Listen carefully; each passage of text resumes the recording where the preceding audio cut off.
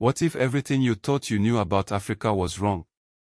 What if the history you were taught was only a fraction of the truth? For centuries, the narrative of Africa has been shaped by outsiders, often ignoring or downplaying the continent's rich and complex history.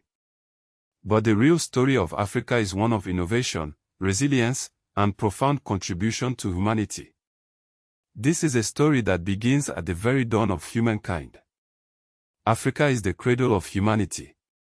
Our earliest ancestors emerged from this continent, and evidence suggests that archaic humans were present as far back as 1.8 million years ago. Modern humans, Homo sapiens, originated in East Africa approximately 300,000 years ago, eventually spreading across the globe. Think about that for a moment. Every human being on Earth can trace their origins back to Africa.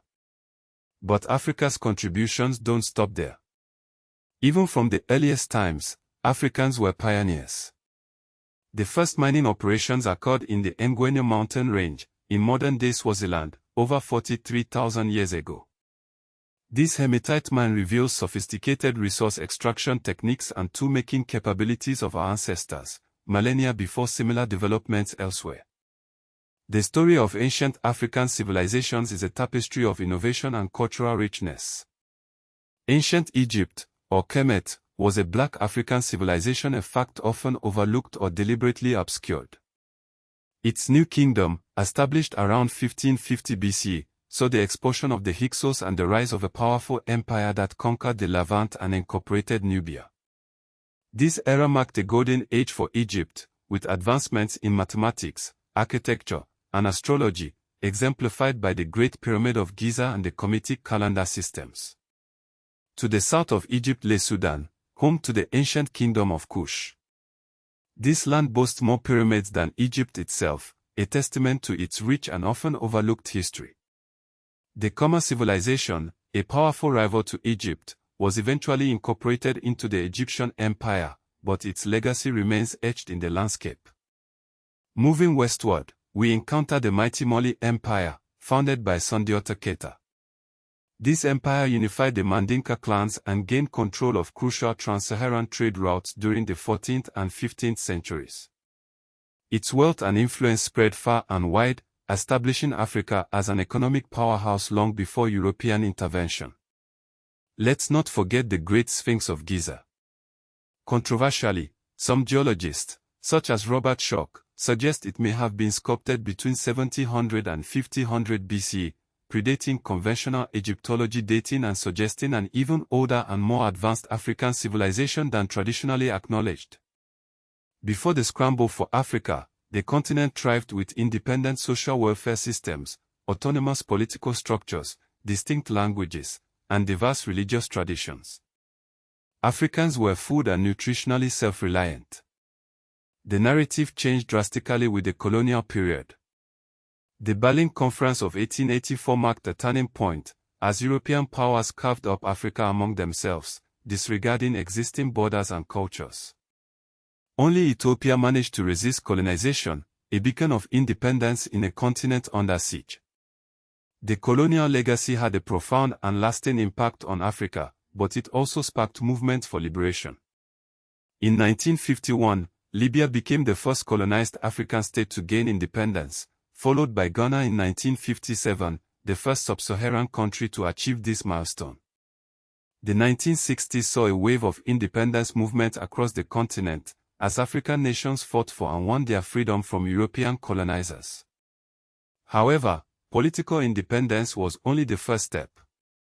The post-colonial era brought new challenges, including economic dependence on former colonizers and internal conflict fueled by arbitrarily drawn borders. In 1963, the Organization of African Unity, or OAU, was formed in Addis Ababa, Ethiopia. This was a landmark moment, representing the first continental political unification attempt by African nations themselves. Led by visionary Pan-Africanists like Kwame Nkrumah, Julius Nyerere, and Sékou Touré, the OAU laid the foundation for greater cooperation and solidarity among African nations. By 1990, Namibia had gained independence, leaving South Africa as the only remaining country under European colonization. The release of Nelson Mandela in the same year marked the beginning of the end of apartheid. In 1994, South Africa finally achieved political independence, ending decades of racial segregation and oppression. However, the struggle for true liberation continues. As of 1994, even with political independence achieved, economic and land colonization remained, highlighting the incomplete nature of decolonization. In 2000, Zimbabwe, under Robert Mugabe, took steps to decolonize lands seized by Europeans a century prior, a rare example of post-independence land reclamation. The OU transformed into the African Union in 2002, reflecting a shift from an organization focused on independence to one focused on development and integration. In 2011, South Sudan became the 54th member of the AU, demonstrating ongoing state formation on the continent. Even outside the continent, the spirit of decolonization is alive. In 2021, Barbados, a nation formed by former African slaves, removed the Queen of England as head of state, becoming a republic and asserting its independence from colonial symbols. But what about the suppressed narratives, the stories that have been deliberately hidden or ignored? Oral tradition has always been a primary means of historical transmission in Africa.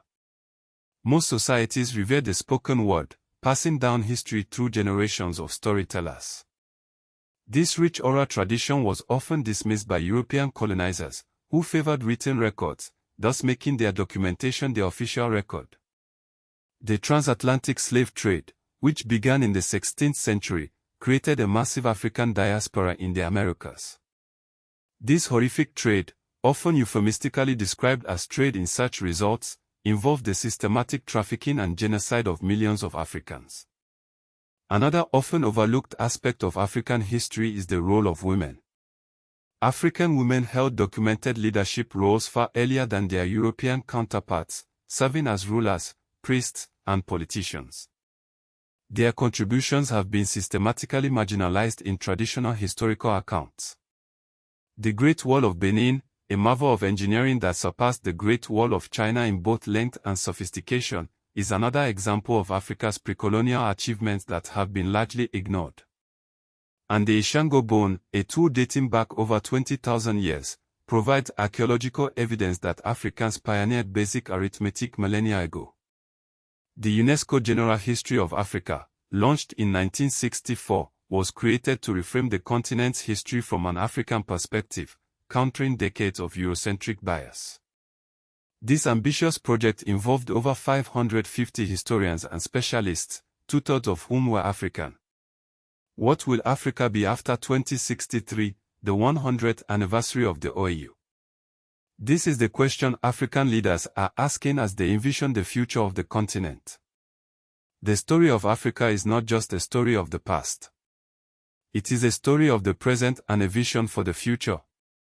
It is a story of resilience, innovation, and a determination to reclaim its rightful place in the world.